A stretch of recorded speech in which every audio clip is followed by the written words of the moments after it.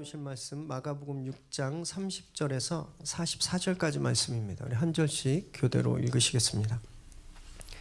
사도들이 예수께 모여 자기들이 행한 것과 가르친 것을 낱낱이 고하니 이르시되 너희는 따로 한적한 곳에 가서 잠깐 쉬어라 하시니 이는 오고 가는 사람이 많아 음식 먹을 겨를도 없음이라.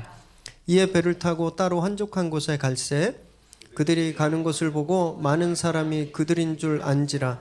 모든 고을로부터 도보로 그곳에 달려와 그들보다 먼저 갔더라. 예수께서 나오사 큰 무리를 보시고 그 목자 없는 양 같음으로 인하여 불쌍히 여기사 이에 여러 가지로 가르치시더라. 때가 저물어 가매 제자들이 예수께 나와 여짜오되 이곳은 빈들이요 날도 저물어 가니 무리를 보내어 두루 촌과 마을로 가서 무엇을 사 먹게 하옵소서.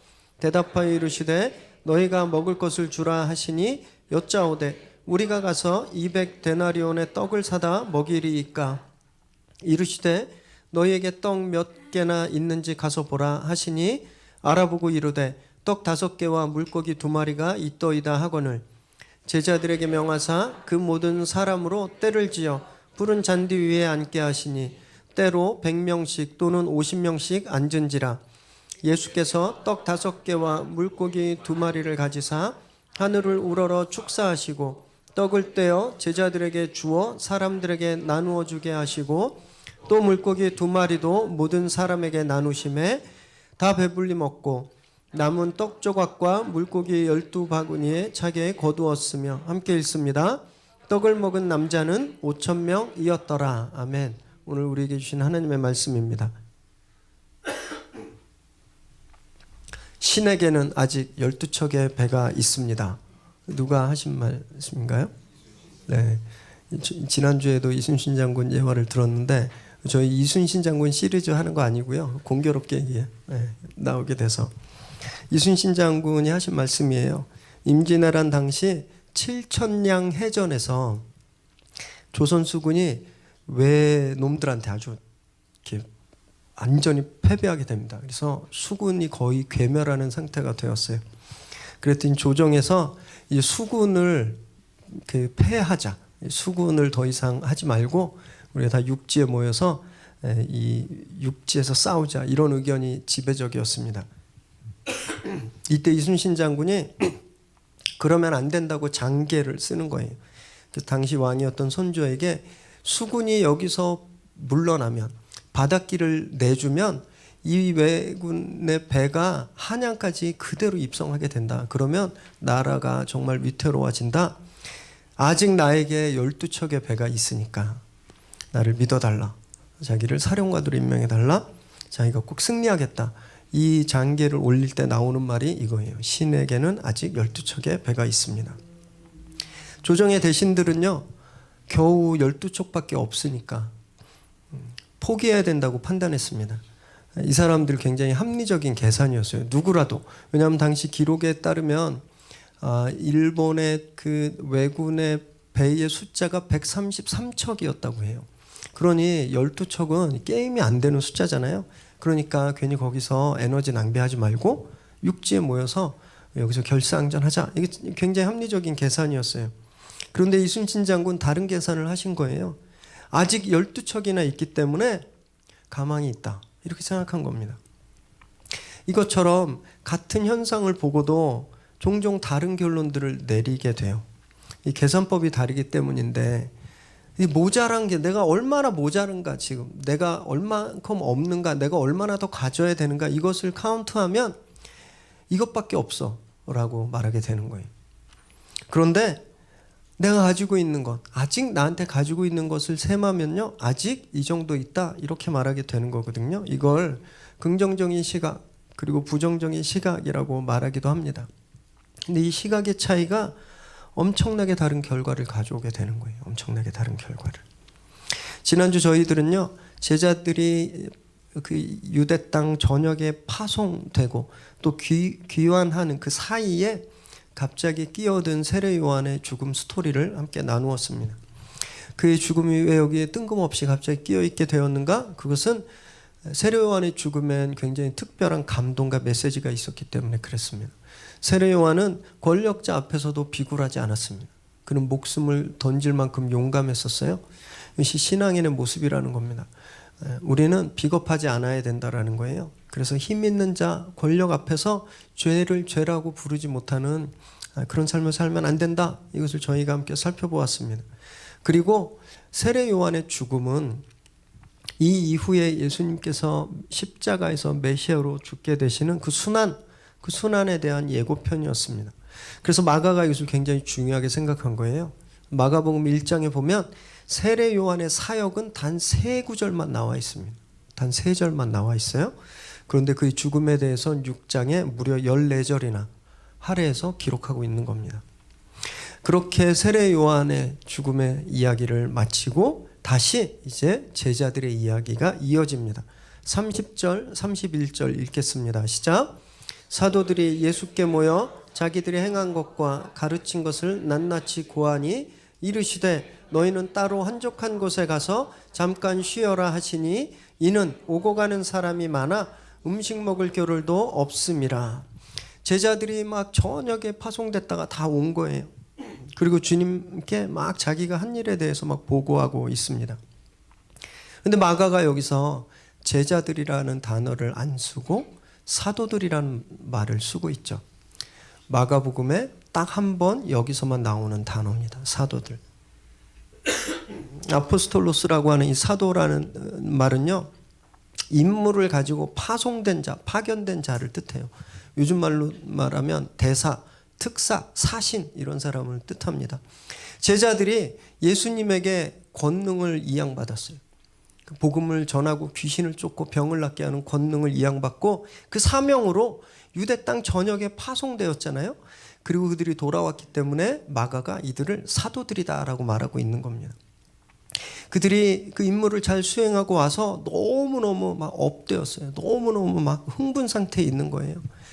애들이 학교에서 모처럼 받아쓰기 했는데 100점 딱 맞으면 막 시험지를 들고 막 집에 뛰어오면서 엄마 나 100점 맞았어 막 이렇게 하는 것처럼 제자들이 막 가서 귀신을 쫓고 병을 막 고치니까 이게 너무너무 흥분된 거예요. 그래서 주님 앞에 와서 낱낱이 막 보고하고 있는 거예요. 주님, 제가 어느 동네 갔는데요, 거기에 이렇게 눈이 먼 사람이 있어서 제가 기름 바르고 안수하고 기도했더니 눈이 번쩍 떠졌어요. 근데 짝눈이 됐어요. 뭐 이렇게 막 간증하고 있는 거예요. 갔더니 귀신들이 떠나갔어요. 막 간증하고 있는 거예요.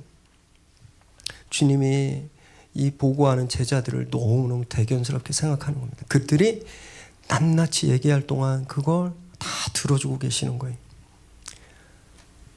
엄마 아빠들도 이래야 되는 거예요. 그러니까 엄마 나 오늘 90점 맞았으면 야 그거 가지고 뭐 옆에는 뭐 100점 맞았더라 이렇게 말씀하시면 안 돼요. 엄마 나 100점 맞았어. 너네 반에 100점 맞이는 몇 명이냐? 뭐 이렇게 말씀하시면 안 돼요. 사기를 이렇게 죽이면 안 되는 거예요. 아이고 잘했어 그랬어 진짜 장하다 이렇게 맞장구 쳐주고 칭찬하고 격려해야 합니다. 그래야 아이들이 건강하게 자라는 거예요. 주님이 지금 그러고 계셨습니다. 그리고 나서 이제 제자들에게 이제 쉬어라 하고 말씀하세요. 이 쉬어라라는 말의 언어의 뜻은 새로운 원기를 회복하다 이런 거예요. 이 사람들이 지금 아울리치에서 복귀했는데 31절에 보니까 사람들이 너무 많아서 밥 먹을 틈도 없이 바빴던 거예요. 그래서 주님이 그게 너무 안타까웠습니다. 안쓰러우셨어요. 그래서 빨리 쉴 수 있도록 제자들에게 쉼을 명령하는 거예요. 여러분 사역하는 데 있어서 이 쉼표는 굉장히 중요합니다. 책을 읽는데 띄어쓰기가 없고 쉼표가 없이 책 한 권이 다 만들어졌다고 생각해 보세요. 아마 10페이지도 읽지 못할 겁니다. 지쳐서 읽지 못하는 거예요. 쉬지 않고 계속 달리기만 하면 오래 갈 수가 없어요. 그래서 자전거 타시는 분들이 하는 얘기가 있는데 목마르기 전에 물 마시고 배고프기 전에 먹어라 이렇게 이야기합니다. 그래야 탈진하지 않기 때문에 그래요. 일을 하는 회사에서 일하실 때도 또 교회에서 사역하실 때도 마찬가지입니다. 적절한 타이밍에 쉼표를 찍어주지 않으면 오래 할 수가 없어요. 오래. 계속 쉬지 않고 달려가다 보면 끝까지 가지 못하고 중간에서 멈춰서야 되는 그런 심각한 상태에 빠지게 되는 겁니다. 제자들이 지금 한껏 성공에 막 들떠 있었어요. 막 흥분 상태. 뇌에서 막 마약 성분이 나와요. 도파민이 막 과다 분비가 돼가지고 지금 몸은 이미 탈진 상태인데 그것도 모른 채 막 예수님을 도와서 거기 있는 수많은 사람들을 막 섬기고 있는 거예요. 주님이 그래서 그들에게 강하게 명령하셨어요. 한적한 곳에 가서 쉬어라. 굉장히 강한 명령입니다. 사실 사역과 이 휴식의 모범은 하나님께서 제일 먼저 보여주셨습니다. 창세기 2장 2절 3절 읽습니다. 시작. 하나님이 그가 하시던 일을 일곱째 날에 마치시니 그가 하시던 모든 일을 그치고 일곱째 날에 안식하시니라. 하나님이 그 일곱째 날을 복되게 하사 거룩하게 하셨으니 이는 하나님이 그 창조하시며 만드시던 모든 일을 마치시고 그날에 안식하셨음이니라. 하나님은 능력이 끝이 없으신 분이셨어요. 방전되시는 분이 아니에요. 건전지처럼 초반엔 쌩쌩하다가 어느 정도 지나면 그 급격히 떨어지는 그런 분이 아니셨습니다. 그런데도 불구하고 그분이 6일간의 창조 사역 후에 7일째는 쉬셨어요. 안식하셨어요. 힘이 빠져서 쉬신 게 아니에요. 다시 재충전해야 돼서 쉬신 것이 아니라 바로 우리들 때문입니다. 우리는 힘의 에너지의 한계가 있는 거예요. 그래서 우리가 쉬지 않고 일하다 보면 탈이 나니까 우리에게 쉬어가는 모범을 보여주신 겁니다. 모범을. 쉼표를 딱 찍어주신 거예요. 그래서 저희도 적절한 때 쉬어주셔야 됩니다. 적절한 때. 퇴근하시고 집에 가시면 일거리가 남아있더라도 일단 쉬세요. 일단 쉬십시오. 그리고 요즘 회사에서 법적으로 다 이렇게 쉬게 돼 있는 그런 그 휴가들 있죠? 다 찾아서 쉬세요. 네. 그래야 우리가 건강하게 일을 더 잘할 수 있는 거예요. 특히 일이 잘 될 때, 일이 막 잘 될 때 그때 더 생각하시고 더 쉬셔야 됩니다. 급할수록 돌아가라는 말이 있잖아요. 그처럼 이게 적절한 강약 조절을 저희가 잘 해야 롱런하실 수 있는 거예요. 32절, 33절 읽습니다. 시작. 이에 배를 타고 따로 한적한 곳에 갈새 그들이 가는 것을 보고 많은 사람이 그들인 줄 안지라. 모든 고을로부터 도보로 그곳에 달려와 그들보다 먼저 갔더라. 주님이 제자들을 배에 태우시고 휴식의 장소로 이끌어 가시는데 그곳이 한적한 곳이라고 되어 있어요. 이 한적한 곳은요, 에레모스라는 말인데 사막 광야라는 뜻이에요. 사막 광야. 복음서에서 주님은요, 이런 한적한 곳에 자주 가셨습니다. 바닷가, 한적한 곳, 산 자주 가셨어요. 그곳에서 기도로 하나님과 개인적으로 깊은 교제를 하시면서 재충전의 시간을 가지셨습니다. 그 충전의 장소로 지금 제자들과 배를 타고 이끌어가고 계시는 거예요. 근데 주님이 제자들과 배를 타고 이렇게 가는 걸 동네 사람들이 보면서 야, 저기 예수님이 간다, 저기 주님이 간다. 사람들이 막 뛰어나와서 배가 가는 길을 따라서 바닷가를 막 달려서 예수님이 가야 될 장소에 먼저 다 가 있는 거예요. 이 말씀을 보면서 좀 짜증나지 않으셨을까? 이런 생각을 좀 해봤습니다. 이게 좀 매너가 아니거든요. 여러분이 일을 다 마치고 집에 왔는데 손님이 집 앞에서 기다리고 있다고 생각해 보세요. 학교 선생님인데 수업 다 끝나고 집에 왔는데 반 아이들이 선생님하고 기다리고 있어요. 더 가르쳐 주세요. 그리고 기다리고 있다고 생각해 보세요. 그렇다고 제가 성도님들이 예배 끝나고 저한테 온다고 제가 귀찮아 한다는 건 아니고, 네, 일이 다 끝났는데 그럼 좀 쉬러 가는데 사람들이 쉴 틈이 없게 만드는 거예요. 휴일인데 막 아침부터 팀장님한테 막 카톡으로 업무 주시가 오면 짜증 나시잖아요. 불쾌하시죠. 그런 상황인데 좀 주님이 전혀 불쾌하고 있지 않으신 거예요. 34절 읽겠습니다. 시작. 예수께서 나오사 큰 무리를 보시고 그 목자 없는 양 같음으로 인하여 불쌍히 여기사 이에 여러 가지로 가르치시더라. 주님은 당신의 휴식 시간이 빼앗겼는데 짜증내고 계시지 않은 거예요. 오히려 이 사람들에게 깊은 연민을 느끼고 계시는 겁니다. 이 사람들이 얼마나 간절했으면 달려서 뛰어서 이 먼 거리를 나보다 먼저 왔을까? 불쌍히 여기시는 거예요. 측은지심이 있으신 거예요. 그래서 이들을 목자 없는 양 같다 하고 보신 거예요. 사실 유대인들에게 목자들은 있었습니다. 종교 지도자들이 있었어요. 제사장들, 바리새인들, 서기관들, 이런 사람들이 있었어요. 그런데 이 종교 지도자들이 이들을 진리로 공급해 주지 못하는 거예요. 그들을 영적으로 먹일 수가 없었어요. 그래서 백성들이 영적으로 굶주린 상태, 완전히 기근에 빠져 있는 상태. 주님이 그들을 목자 없는 양 같다고 보신 겁니다. 여러분, 양은요, 목자가 없으면 금방 죽어요. 이렇게 위험한 길이 위험한지도 모르고 가다가 절벽에서 떨어지고요. 무얼 먹어야 될지 몰라서 그냥 아무거나 먹다가 탈납니다. 물을 마실 수도 없어요. 쉴 곳을 찾아갈 수도 없어요.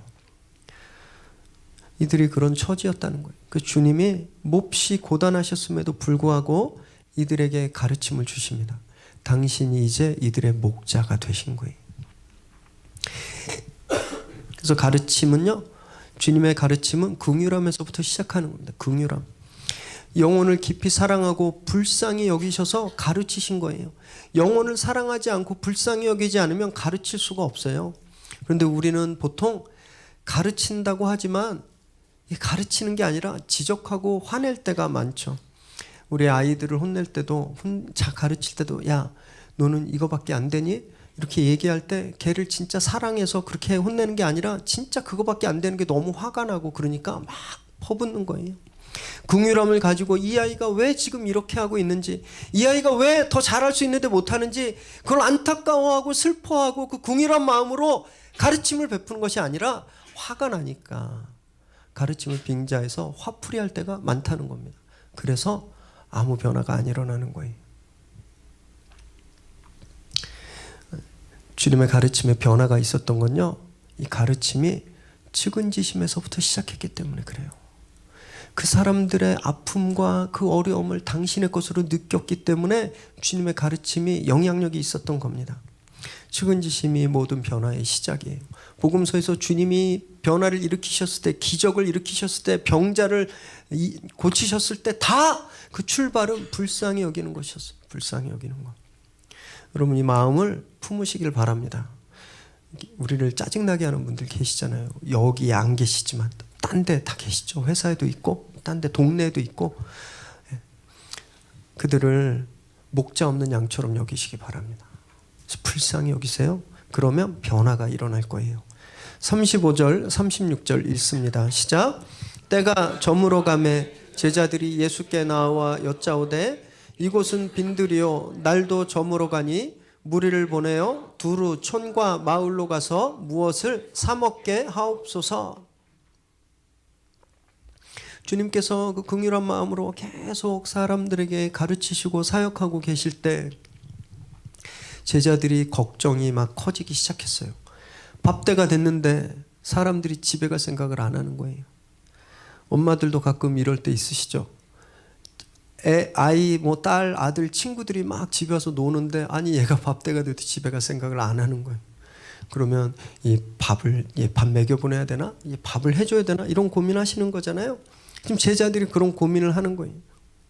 굉장히 심각하게 고민을 했어요. 왜냐하면 여기 있는 사람들이 어마어마하게 많았거든요. 그래서 자기들이 고민하다 이제 주님께 이렇게 건의하는 거예요. 주님, 이 사람들을 지금 빨리 다 돌려보내서 근처에서 알아서 사 먹게 하는 게 좋을 것 같습니다. 이렇게 건의를 했어요. 그랬더니 주님이 도저히 이해할 수 없는 대답을 하십니다. 37절, 38절 시작. 대답하여 이르시되 너희가 먹을 것을 주라 하시니 여짜오되 우리가 가서 200데나리온의 떡을 사다 먹이리이까. 이르시되 너희에게 떡 몇 개나 있는지 가서 보라 하시니 알아보고 이르되 떡 5개와 물고기 2마리가 있더이다 하거늘. 주님이 선생님 빨리 이 사람들을 내보내서 빨리 다른 동네 와서 밥 먹게 해야 되지 않겠습니까? 이렇게 말하고 있는 제자들에게 너희가 먹여, 너희가 줘, 이렇게 말씀하시는 거예요. 제자들도 이미 다 계산해 봤어요. 다. 여기 이 많은 사람들을 먹이려면 최소한 200데나리온은 필요하다고 그들이 계산한 거예요. 한 데나리온이 당시 한 사람의 성인 노동자의 하루 품삯이었습니다. 오늘날로 치면 한 10만 원 되는 거예요. 한 데나리온이. 이 200데나리온이니까 지금으로 치면 약 2천만 원 정도 되는 돈인데 그 정도가 필요한 거예요. 자기들이 계산하니까. 그런데 주님이 너희 보러 먹이라니 너무 황당한 거예요. 그리고 게다가 제자들에게 주님이 지금 빨리 사람들 있는데 가서 지금 떡이 얼마나 있는지 알아봐라 하고 말씀하세요. 여기 38절에 가서 보라고 하시는 말은 계속해서 가서 확인하라는 뜻을 가지고 있어요. 제자들은 지금 사람들 사이를 막 다니면서 음식이 얼마나 있는지 떡이 얼마나 있는지를 지금 열심히 알아보고 있는 거예요. 그리고 그들이 찾은 게 있는데 떡 5개와 물고기 2마리였어요. 요한복음에선 이 음식이 누구 건지 자세하게 나와 있는데 요한복음 6장 9절 읽겠습니다. 시작. 여기 한 아이가 있어 보리떡 5개와 물고기 2마리를 가지고 있나이다. 그러나 그것이 이 많은 사람에게 얼마나 되겠사옵나이까? 어른이 먹기에도 부족한 어린아이의 도시락이었다는 거예요. 제자들이 어땠을 것 같습니까? 저 같았으면 속이 막 터졌을 거예요. 아니 지금 빨리 보내야지. 식당 문 닫기 전에 빨리 보내고, 안 그러면 이 사람들이 여기서 밤새게 생겼는데 음식 살 돈도 없고, 이게 뭐라고, 이게 도시락 이거 갖고 어떡하라고 이걸 찾아오라 그러시는 거야? 혹시 혼자 드시려고 그러시나? 막 이 온갖 생각으로 막 마음이 되게 복잡했을 것입니다. 차라리 도시였다면 쉬웠어요. 그죠? 식당도 많았고. 근데 여기는 빈들입니다. 빈들. 에레모스예요. 아무것도 없는 사막, 광야였습니다. 모든 것이 부족한 곳이었어요. 결여된 장소. 그래서 지금 문제가 생겼잖아요. 그래서 그 문제를 해결하려고 계산했어요. 해결책을 주님께 말씀드렸는데 주님이 도저히 귀담아 듣지 않고 엉뚱한 말씀을 하시는 거예요. 여러분, 우리도요, 문제를 만나는 곳이 있어요. 그것이 빈들입니다. 빈들. 우리 빈들에서 문제를 만나요. 여유롭지 않을 때 문제를 만나고 가진 것이 없어질 때 당황하게 돼요. 많이 누리고 아무 문제 없을 땐 문제가 없는 것 같지만 그 누리던 것들이 사라지고 내가 의지하던 것들이 넘어지면, 그래서 우리가 빈들에 있게 되면 그때 문제를 만나게 되는 거예요. 그때 어떻게 하시는지 아세요? 그때 계산합니다. 그때 계산해요. 아, 내가 이만큼만 더 있으면 되겠지. 아, 내가 이 사람 이런 사람 필요하니까 이 사람 저 사람만 있으면 되겠지. 내가 요만큼만 더 노력하면 되겠지. 우리가 계산해요. 그러다가 그 계산대로 열심히 해봤는데 안 되면 불평하고 포기하는 거예요. 제자들이 그랬습니다. 44절에 보니까 여기 모여있던 사람들이 남자만 5,000명이라고 되어 있거든요. 근데 이 마태복음에 따르면, 이 평행본문인 마태복음에 따르면 훨씬 더 많은 사람들이 있었어요. 마태복음 14장 21절 시작. 먹은 사람은 여자와 어린이 외에 5,000명이나 되었더라. 그 자리에 남자만 있었던 것이 아니라 자매님들도 아이들도 있었어요. 그러면 남자가 5,000이니까 1대1 해서 여성분들이 5,000명, 10,000명이에요. 애들은 최소한 2명씩 해도 이 자리에 20,000명이 넘는 사람들이 있었다라는 거예요. 20,000명을 보면서 계산했어요. 그랬더니 최소한 200데나리온이 있어야 되겠다 생각한 거예요. 그런데 그 돈이 없어요. 그러니까 빨리 해산시키자고 말씀드렸는데 주님께서 딴 말씀을 하시니까 불평하는 거예요. 우리한테 돈이 어디 있다고 이 사람들을 먹이라 그러는 겁니까? 내 이 사람들한테 다 사 먹이란 말씀이에요? 이렇게 불평하고 있는 겁니다. 우리가 그러고 있어요. 빈들에서 문제를 만났을 때 우리가 가진 계산으로 셈을 하고 그것이 안 이루어지면 불평하는 우리의 모습이 딱 이 제자들의 모습이라는 거예요. 주님의 계산은요, 전혀 달랐습니다. 주님은 제자들이 가지고 온 떡 5개와 물고기 2마리, 이것으로 충분하셨어요. 그래서 제자들에게 바로 식사 준비를 시키십니다. 39절 40절 시작. 제자들에게 명하사 그 모든 사람으로 때를 지어 푸른 잔디 위에 앉게 하시니 때로 100명씩 또는 50명씩 앉은지라. 사람들을 그룹으로 모이게 하셨어요. 100명씩 50명씩 그리고 앉게 하셨어요. 그런데 39절에 이들을 어디에 앉게 하셨다 그랬어요? 어디요? 이 사람들 방금 전까지 어디에 있었던 사람들이었어요? 빈들, 광야에 있었던 사람들이었어요. 예수님이 갑자기 흙 속에서 풀이 팍팍팍팍 이렇게 나오게 해서 잔디를 쫙 까셨을까? 막 생각해봐도 신비로워요. 왜?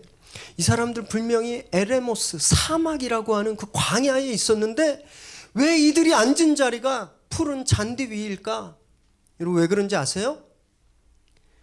예수님이 지금 이들의 참된 목자가 되셨다라는 것을 마가가 우리에게 선포하고 있는 거예요.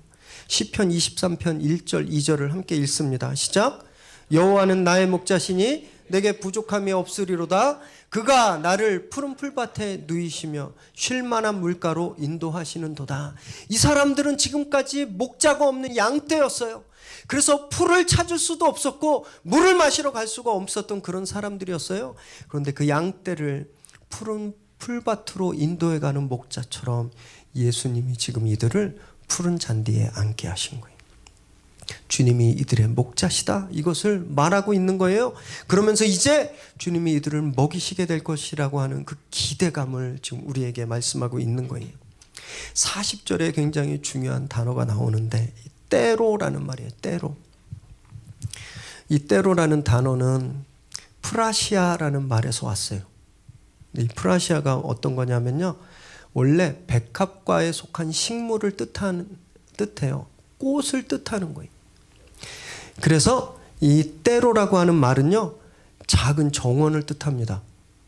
꽃밭을 뜻해요. 정원의 꽃들이 잘 정돈되어 있어 피어 있는 것처럼 꽃밭의 꽃들이 잘 군락을 이루어서 펴 있는 것 같은 그 모습이 바로 때로라는 거예요. 때로. 100명씩 50명씩 모여 앉아있는 그 수백 개의 그룹을 지금 꽃밭으로, 정원으로 마가가 묘사하고 있는 거예요. 한번 상상해 보세요. 2만 명이나 되는 사람들이 앉아야 됐으니까 그 푸른 풀밭이 얼마나 넓었겠어요. 그 푸른 풀밭에 아름다운 꽃 군락들이, 꽃밭들이 막 있는 거예요.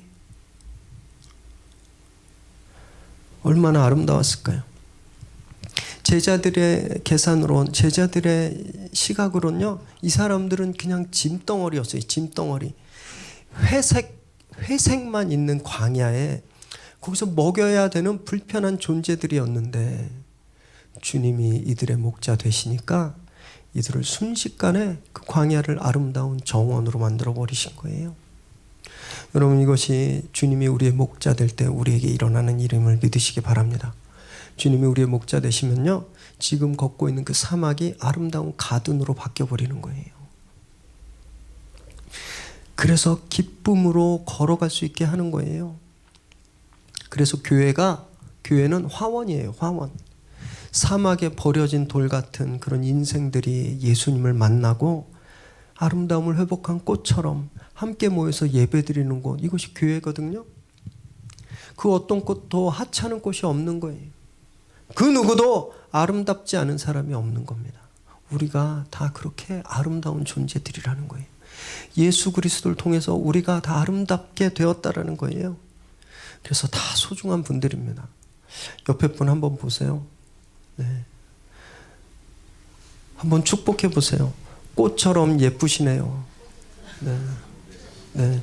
꽃처럼 아름다우십니다. 이렇게 축복하세요. 네. 지금 옆에 계신 분이 그런 분인 거예요, 여러분. 아유, 왼수. 이렇게 생각하지 마세요. 네. 41절에서 43절까지 읽겠습니다. 시작. 예수께서 떡 5개와 물고기 2마리를 가지사 하늘을 우러러 축사하시고 떡을 떼어 제자들에게 주어 사람들에게 나누어 주게 하시고 또 물고기 2마리도 모든 사람에게 나누심에 다 배불리 먹고 남은 떡 조각과 물고기를 12바구니에 차게 거두었으며. 주님은 제자들이 가지고 온 그 진짜 하찮은 보잘것없는 의미가 없는 그 도시락을 들고 하나님께 감사했습니다. 식사 전에 이렇게 축사하는 것, 감사기도 하는 건요, 전통적으로 유대인 가정에서 아빠들이, 가장들이 하는 그런 기도였어요. 주님께서는 지금 이 무리들의 가장의 자리에 서신 거예요. 이제 이 백성들의 필요를 채워주고 먹이는 아빠가 되신 거예요. 아빠가. 이제 아빠가 그 자녀들을 먹이듯 이제 이 사람들을 먹이시는 거예요. 떡과 물고기를 떼어서 제자들에게 주고 제자들이 그 사람들에게 나누어 주게 하셨어요. 여러분 37절에 주님이 제자들에게 뭐라고 명령하셨죠? 잠깐 보세요. 뭐라고? 너희가 주어라고 말씀하셨죠? 지금 제자들이 그 말씀처럼 주고 있는 거예요.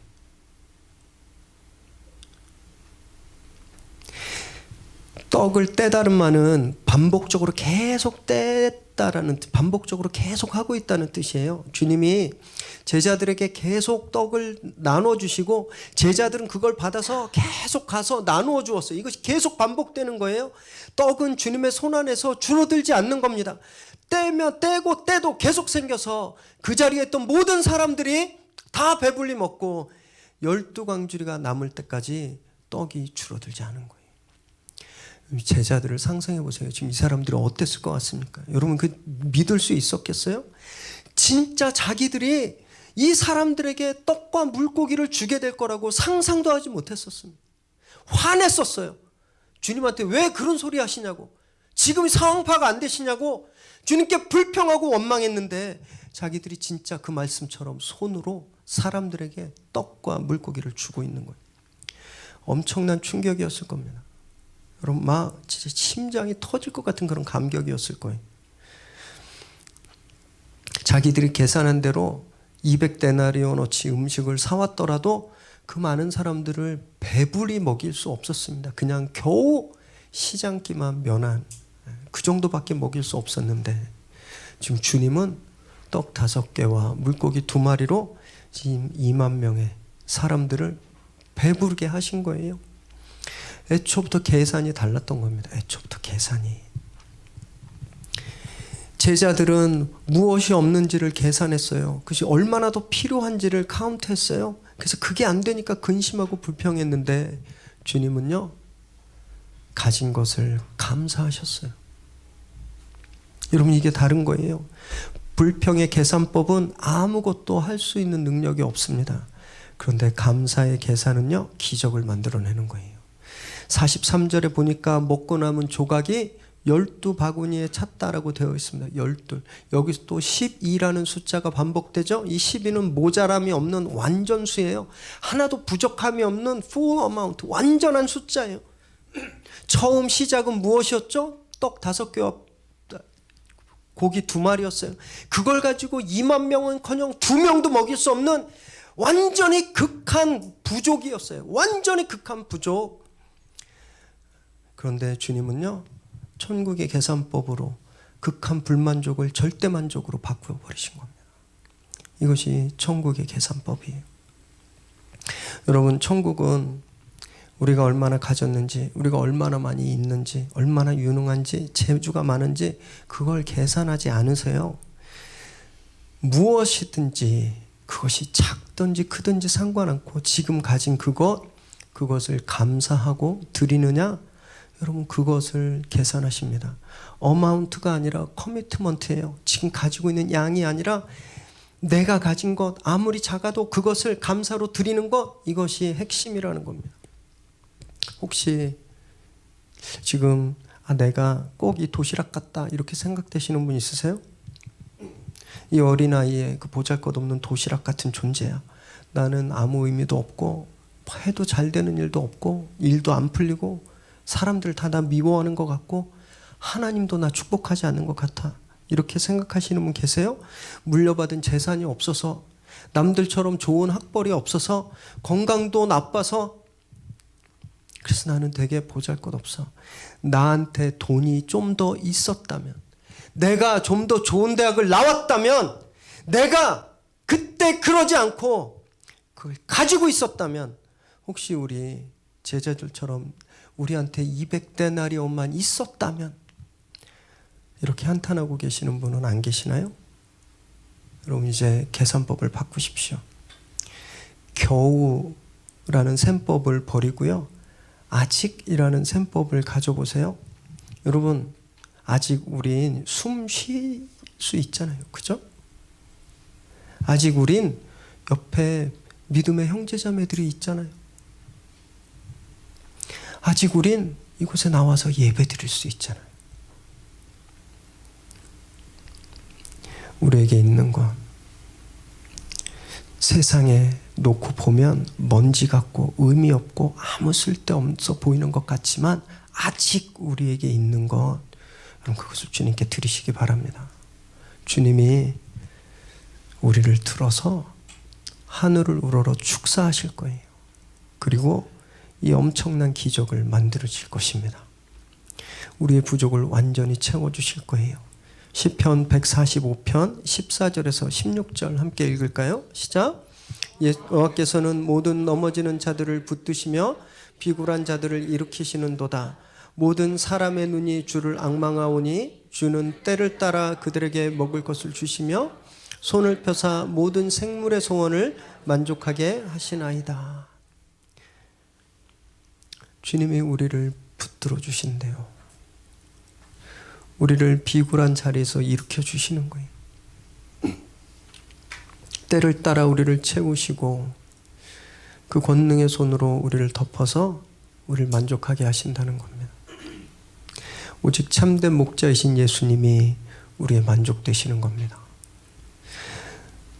요 본문 바로 전에는요, 헤롯의 궁전에서, 헤롯의 왕궁에서 일어났던 파티에 대한 기록이 있었죠. 거긴 최고의 음식들이 있었습니다. 산의 진미가 다 있었어요. 그리고 귀족과 권력자들과 높은 사람들, 가진 사람들이 참석한 파티였습니다.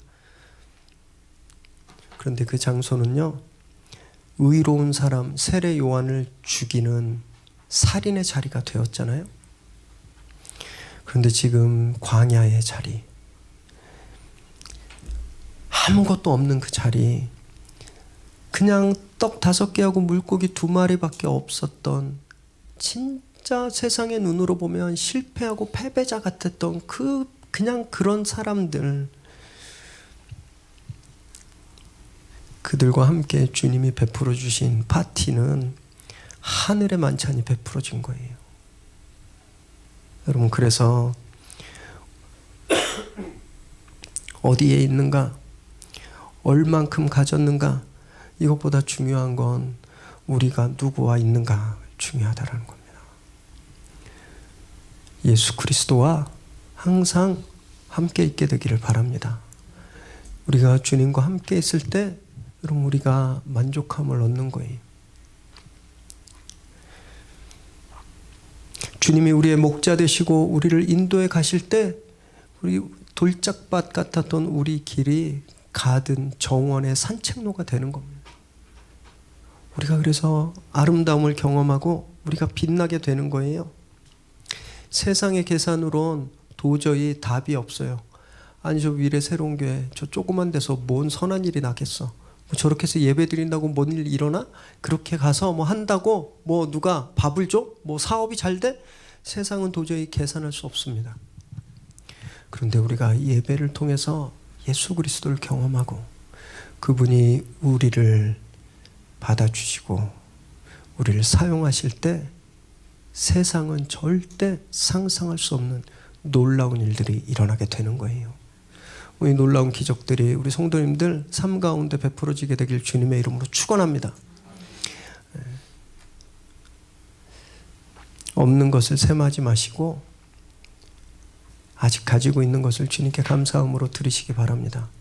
그래서 놀라운 기적을 소유하게 되시기를 다시 한번 주님의 이름으로 축원합니다. 기도하겠습니다.